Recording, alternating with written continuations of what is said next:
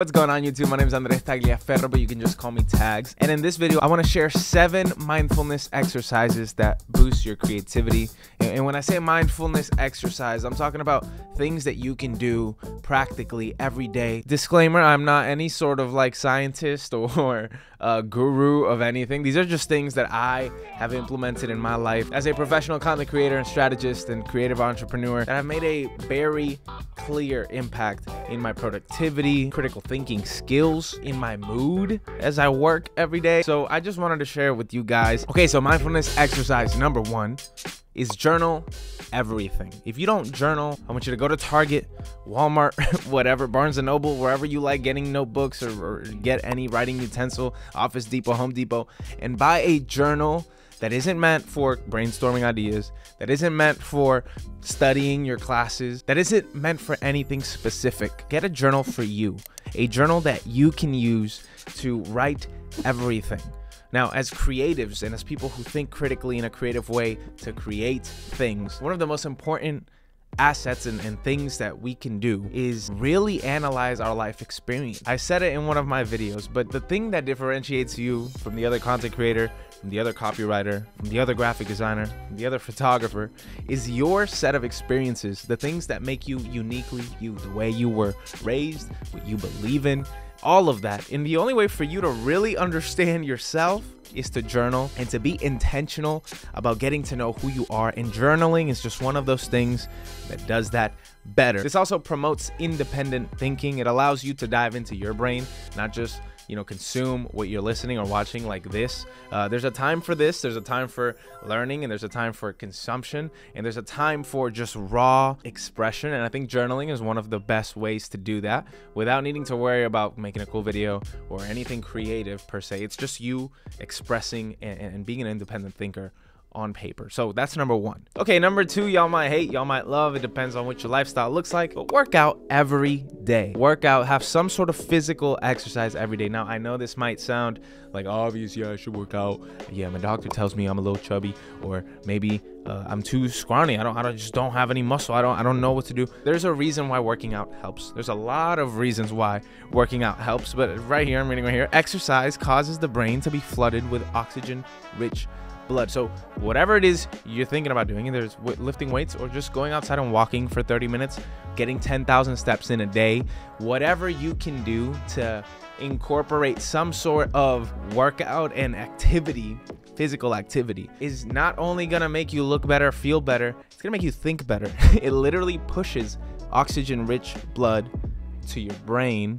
Your brain is what you use. Come on, 2 + 2 = 4. You feel me? So start doing some sort of exercise. Something I would suggest is find some sort of physical activity that you enjoy doing for fun. Okay, pickleball is amazing nowadays. Every one of my friends plays pickleball. Go play basketball. Start a habit of like shooting around 10 minutes a day. This is not like a gimmicky, like I just had to fill out this list of things that you can get better at. This is a real thing that's gonna change how you think, like actively, instantly. Number 3, do not give up on passion projects. Creatives who are photographers, videographers, graphic designers, writers, any sort of creative person, architects, whatever, don't stop doing things for yourself or for organizations that you want to be a part of just because they're not paying you to do it. Maybe this isn't for the beginner creative trying to get into it, more for the intermediate. But as people who get paid to do creative things, we kind of put all the other stuff on the back burner. And I want you to think about it this way. Paid projects don't stretch you. You're providing a service. You don't have any personal attachment to it. Paid projects don't allow you to test new things and test new ways of creating things. You have to form your creativity into a formula that the client wants that will work. When you're creating things for yourself, when you're doing passion projects, pro bono projects, things for free, it allows you to really try new things and grow as a creator. Let's say you're a wedding videographer. You know exactly what every wedding video needs to make it acceptable and for people to be satisfied with it. But you might not be able to get better at editing through doing the same thing over and over again as you would doing something like a YouTube channel. Just don't give up on passion projects, because those are going to be the things that make you go from, okay, a good beginner person to an amazing creative. And then obviously when you get better, you get to charge more anyway. So it's good all around.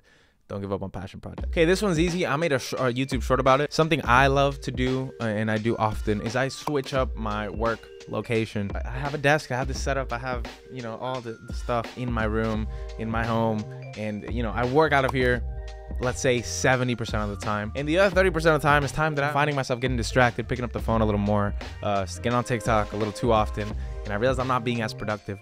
For me, being able to pick up my laptop and go to the nearest coffee shop, or go to a co-working space, or go to a friend's apartment or house, and just working out of a different place is such a hack to get stuff done and to stay inspired. Your surrounding is so much of your productivity. If you are always constantly just waking up out of bed, coming to your desk, working for 8 hours a day, and then coming back, you're gonna find yourself slowly declining in how you work.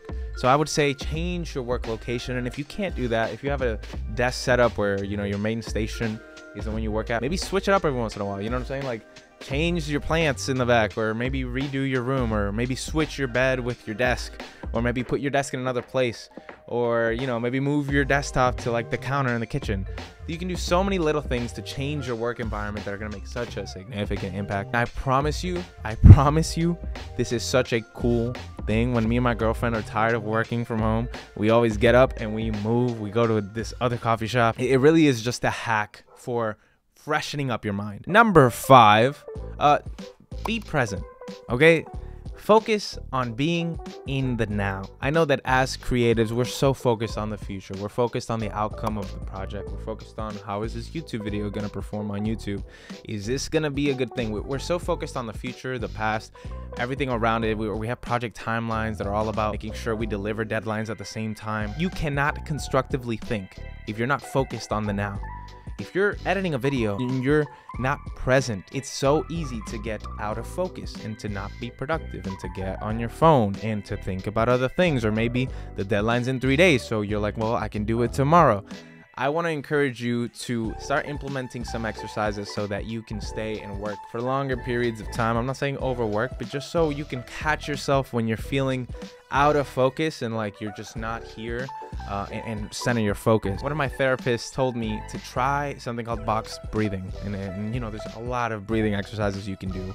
But what breathing does, and controlling your breathing and being intentional about your breathing does, is that it allows you to forget about everything in the future. Forget about what the client is saying in the email. Take 30 seconds to yourself. You're gonna find yourself a lot less stressed about things that you have to do, or maybe need to do, or haven't done, and you'll just be centered with yourself and focused on the now. And the other thing that I love to do is closed eye visualization. If I just catch myself feeling a little anxious or stressed, or I would just close my eyes and I'll visualize my room.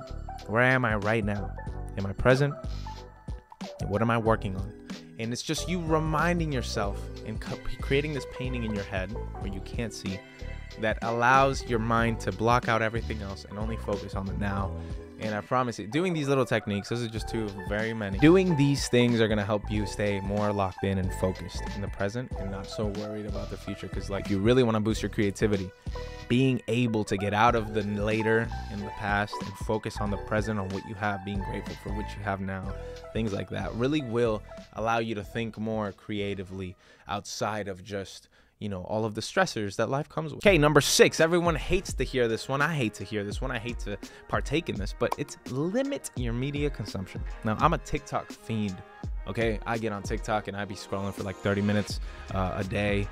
Not a day, more than 30 minutes a day, but when I sit down and scroll, I just can't stop for 30 minutes. I gotta just scroll. I have a problem of over consuming content, and it does a really bad job of boosting any sort of creativity, especially with things like TikTok, where you can't really control what you're seeing. It's just a bunch of random stuff. For things like TikTok and Instagram and random mindless scrolling that encourages you to escape, I would try to put some, you know, bowling alley lanes to them so that you can spend more time being creative and thinking more clearly about the things that you need to do and want to do and are passionate about doing. I've noticed that if in the morning I like get on TikTok, I'll just be a lot slower to get to my desk and get to work, or I'll be a lot slower to focus on the things that I want to focus on for the day, and then I'll see 3 hours go by and I just wasted 3 hours of my life. Notice when you're doing it a little too much, and maybe take steps to not do it as much. I just catch myself. If I'm on it for more than 10 minutes, I'm like, whoa, I'm wasting time. The other very important thing that does is it creates what I call comparison paralysis. Even if you're researching good things and it's not mindless scrolling and you're just looking at things to get inspired by all of the time, it really causes you to feel inferior for the most part. Like, unless you have some sort of like superiority complex, at least it makes me feel like, man, these people are doing this, these people are doing that, and it takes the accountability out of my hands. And I spend less time creating, less time doing the things like this, and more time watching and seeing, and you know, I chalk it up to I'm learning and I'm getting better and I'm growing. But in reality, I'm not, because I'm spending time not doing. I'm spending time watching someone else do it. The last one, and it's gonna make such a big difference in how you think and how you create. That last one, I know y'all are probably like, man, buy a new camera, man, buy a better computer. Nah, we ain't talking about those things, because those things don't matter. Last one, and it's more on the health, physical side. Drink 2 liters of water a day, at least. Now, don't leave yet. I know it's the last point. You're like, oh my God, he said drink water. No. There are so many benefits to drinking a lot of water a day.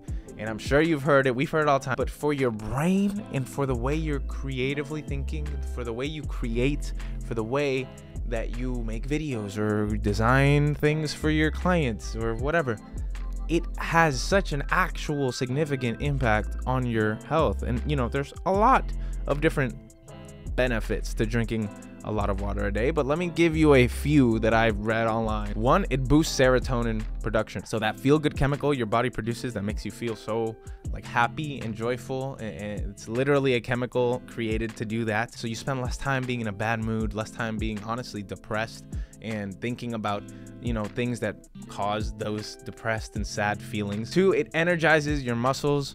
If you're working out and you're following my tip number 2, will help you see growth in that. But also, your brain is a muscle, right? It helps oxygenate your brain. H2O, hydrogen to oxygen. It's liquid oxygen. It helps do that as well. Dehydration actually leads to mood swing. If you want to be more steady and you want to be more productive, drinking a lot of water does that. And it shows it right there. Those are gonna be my quick 7 tips to boost creativity. If you found that valuable and you found that to be helpful, please drop a like, drop a comment on what your favorite part of the video was and what you're probably gonna share with your friends. And finally, subscribe. If you haven't subscribed already, if you didn't see the little things that told you to subscribe, I'll tell you one more time, subscribe, because I drop a video like this once a week.